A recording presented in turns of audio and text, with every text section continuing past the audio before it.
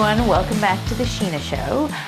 Today's episode is a really juicy one. I hinted at it in last week's episode, but I am going to tell you all about how I joined a $30,000 program. $30,000.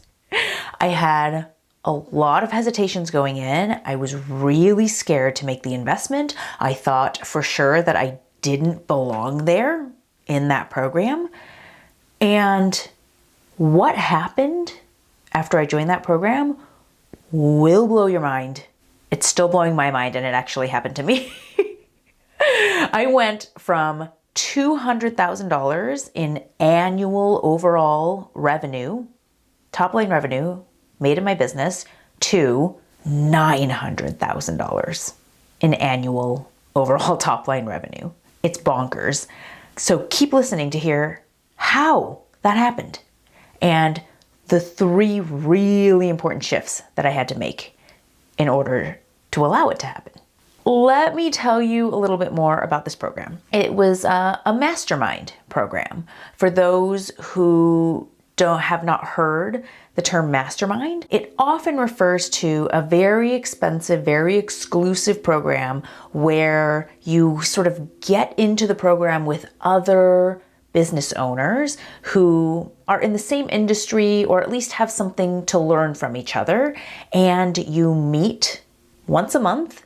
Maybe you have a community where you can talk to each other and you learn from each other. That's pretty much it. So the mastermind that I joined was 1 year long. So it was $2,500 per month. There were 7 other course creator business owners in it. We had a Facebook group where we could all kind of jump in and ask questions and help each other out.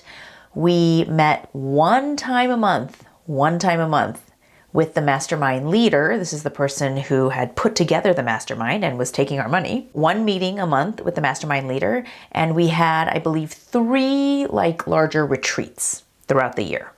So 2-day retreats where we would meet for longer. That was it. For $2,500 a month, that was all we got. And you know what? It was worth every penny. It ended up getting me such an amazing return on my investment. And it's kind of wild when I think about it, because $30,000, geez. I remember when I first quit law in 2013 and I was thinking, okay, what am I going to do with myself? How am I going to make a new career? I was really considering getting a graphic design certification from a really respected art and design school here in LA. And that was going to cost $20,000. And I remember thinking, whoa, that's way too much money. That's way too expensive. I can't spend that. So the fact that I was in a place to spend $30,000 and invest that in myself and my business is wild. And, I was totally in a different place. In 2013, I had quit law and I had some savings, but I also had a lot of law school debt. I had no idea what I was going to do for a job. I was really lost. And, when I joined this mastermind, the opportunity came in late 2019. I was in a very different place, right? My business had brought in over $200,000 in revenue that year. I had already invested $15,000 the year prior to help me build out, a system to really market and sell my course. And that really propelled me forward. So at that point, I had invested big chunks of money before, and I had really gotten something out of them. So for this mastermind, I was like, okay, I'm going to do it. This is a lot of money. I have no idea what this is going to be like, but I have some faith in myself that I'm going to get something out of this. I went into this mastermind with, like I said, about $220,000 in overall revenue in my business.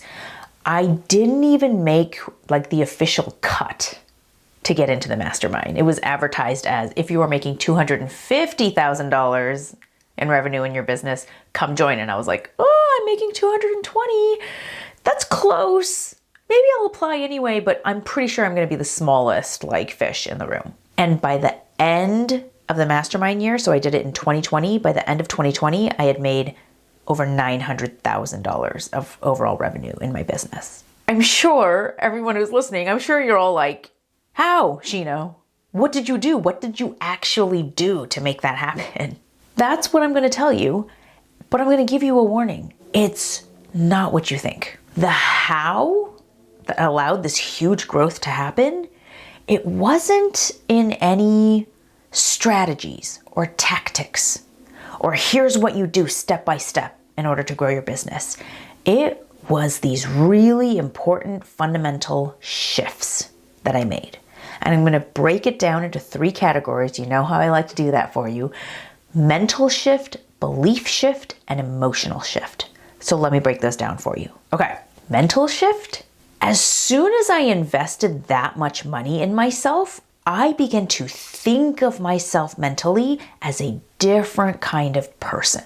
Before investing this amount of money, I was, like a business owner. I was a creative entrepreneur. I was mostly a solopreneur. I owned a business. But once I made this investment in myself, I started thinking of myself as a serious business owner. Maybe even a CEO. I started thinking of myself as a CEO, a Chief Executive Officer. That is a big title. That is a serious, big corporations, like lots of responsibility, really building something kind of title. But making the investment really helped me to shift my thinking.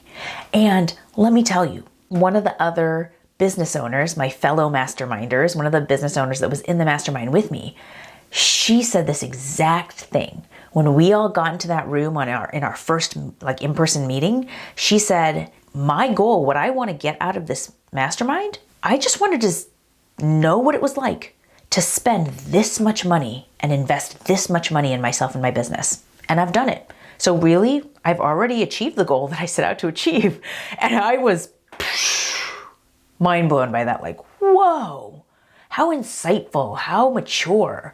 Because it's true. Just the act of investing in yourself can really shift you mentally into thinking of yourself in a different way. And that really can allow you to do so much more because you're thinking of yourself as a different person, okay? So that is the mental shift. I really started showing up in a different way. I started asking all the questions, being willing to try things, being open to all the advice. I really started to show up. That's the mental shift. Second shift was a belief shift. And this was so important as well. You might think this is similar to a mental shift, but a belief is really like, a mental is how I think about myself. Belief is a little bit deeper. It's what I believe is possible. My belief system open was when in that first meeting, the leader of the mastermind, she was kind of, talking to each of us, going through what we were struggling with, what we hoped to achieve, how we were going to get there. And she looked at me and said, well, all you have to do to make $1 million in your business is to sell 2,000 courses a year. That's easy. All you have to do is do this many more and this many more and that many more each month. And then you get $2,000. That's totally easy. And I was sitting there. I remember sitting there thinking, easy? Making $1 million is easy? It seems impossible to me. I can't even start to think of how I would get there. But her saying, oh yeah, it's easy. You can totally do it. Her integrator was also, in the meeting with us, and her integrator was like, yeah, you could totally do that. That just easy belief really started to shift me into possibility, into whoa, maybe it is easy. Maybe it is possible. Not easy, that one, but maybe it is possible. If they think that it's so easy and they've, she's done it and she's seen other people do it, maybe it is possible. And it just kind of sunk in deep. It wasn't just mental. It was a deep belief that it's totally possible. Whoa. And then I started to take actions that I wouldn't have taken before. I started to take risks. I started to reach out and do things and push myself in a way that I wouldn't have before. Because you really can't go after something unless you have some tiny belief that it's possible. A glimmer of hope, right?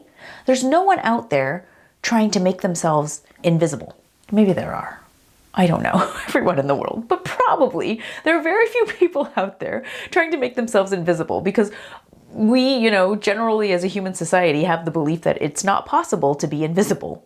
So if the possibility is not there, no one's going to go after it. But if there was maybe the possibility, right, that it could be done, suddenly people go after it. It's like the 4-minute mile that everybody talks about, how for the longest time, no one could run a mile faster than 4 minutes. And scientists and doctors and physiologists were saying that's the limit of human muscle capacity and lung capacity. That's just, our bodies have a certain wall and we've hit it, and no one can, it's just impossible to run under 4 minutes, until someone did it. Someone did it. And then all of these other people did it, right? So you can just see how cracking open that belief, that possibility, can lead to so many things. Okay. So that's shift number 2. Here's shift number 3. And this is an emotional shift that I had to make. The emotional shift was feeling like the dumbest person in the room, feeling like I didn't belong there, like I was really reaching, like I couldn't keep up, maybe. That feeling, I had to get okay with that feeling. And I had to embrace that feeling. I talk a little bit more about, how I used to think that I was the smartest person in the room and how that really served me for a while. But then, there were really, really downfalls to that. That was in last week's Shinah Show. So go back and listen to that after this if you're interested. But I really had to get into that feeling of, okay, I have so much to learn, but maybe I can do this. I am not the smartest person in the room. I don't have all the answers. That's cool. I have a lot, maybe I can learn so much.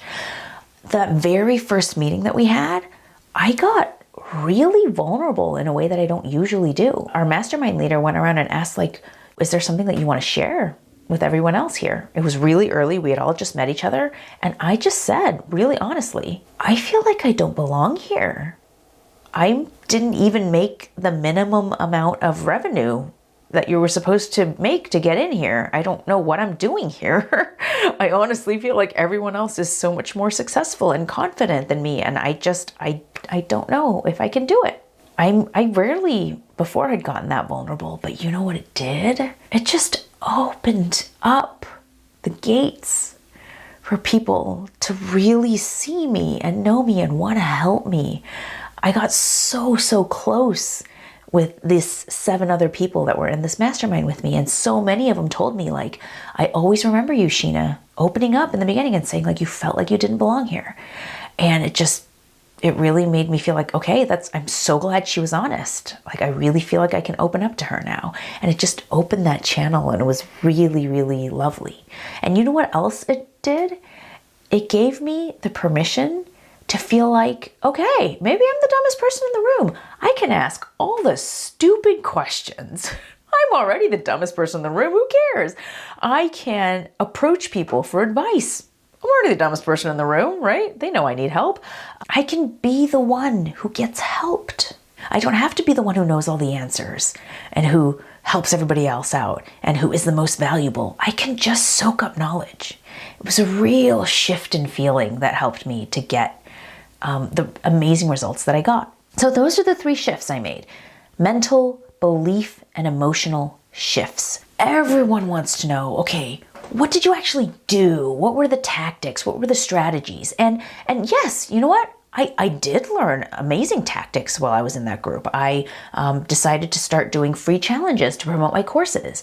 I learned how to get my Facebook ads really working and scale them up. I hired team members. I got up the courage to hire and I got advice on who I should hire and how much I should pay them. I got a lot of tactics and advice and strategy. Yes, absolutely. But without those fundamental shifts, thinking and beliefs and emotions, feelings, I would not have been able to put those tactics and strategies into use and actually get results out of them, because I had to make those underlying shifts first. This was a $30,000 program where I got a Facebook group, 1 meeting a month, and some longer retreats, 2 or 3 longer retreats. That's it. And you might say that that's expensive. And I say it was completely worth it. I got a 23 times return on investment on that $30,000. So yeah, it was absolutely valuable. I get people all the time telling me a $500 calligraphy course, oh, that's way too expensive. But I want to ask you to think about whether that's true. It's a lot of money. I'm not gonna deny that. $500 is a lot of money, but is it too expensive? That all depends, right? It depends on the value that you can get from that $500. A lot of people come into my program thinking, oh my God, $500 is so expensive, but okay, I'm gonna do it anyway. I really want this. I really want the results, and I believe in myself, and I'm scared, but I'm gonna do it. And they end up with just so much. First of all, just that feeling of investing $500 in themselves, just in themselves, right? The possibility that I share with them of what they can do with their calligraphy and that they can actually get really, really good. The daily, amazing feelings of working on something and getting good at it step by step and seeing your progress and being in a community where you can share that with others and get encouragement. The emotional, the calm, the relaxation, right? The creative flow that comes out of it. This is all before the actual selling of calligraphy, which you can totally do. But I just want to lay that out for you. That expensive is subjective. That investing in yourself can have amazing, amazing returns that will blow your mind. And you have to have some faith in order to make that leap, right? And invest in yourself. It is scary. But once you do, you never know unless you try, right? You never know what amazing things could come out of it. And I'm just here to tell you my story of continuously investing in myself and what amazing things have come out of it. So next time you think about, okay, maybe I want to invest in myself. Ooh, but I have so many hesitations. I hope you remember this story and this episode, because that is what will keep you on that crooked creative path to beautiful, exciting things. All right, I will see you next week on The Shinah Show. Thank you so much for tuning in. Hey, if you're interested in learning calligraphy and you want to do it for free, I have a calligraphy workshop that I created just for you. I know how frustrating it is to buy the wrong tools, to not know how to use them, for everything coming out of your pen to look like nonsense. That's why I created this training. It's about an hour long. It shows you exactly what tools to buy, how to prep those tools, how to get started right, and how to continue practicing so that you actually get good at calligraphy. And bonus, it will tell you a little bit more about how to continue working with me if you want to learn calligraphy from me. So that's at freecalligraphyworkshop.com, all one word, freecalligraphyworkshop.com. Hope to see you inside.